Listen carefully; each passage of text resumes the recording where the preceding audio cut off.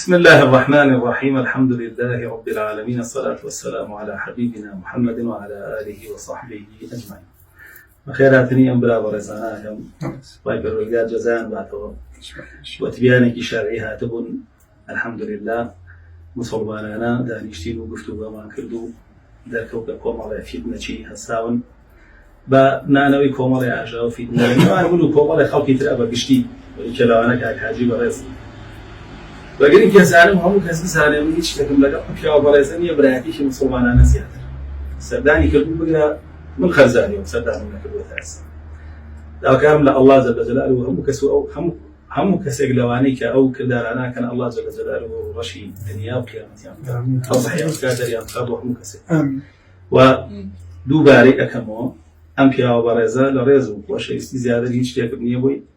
وأوضاً جاي بلاو كلاته ومن أقصان أبو كيا وعلم هيج أصله أساس كيمياء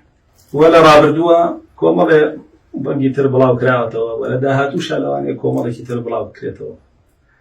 أمشتي أساي لمرة أم بابتنا دروسك وأكل من وقوخهم شخصي رقي شخصي لا هيج كسيدي وكيش شخصي من قال هيج كسيدني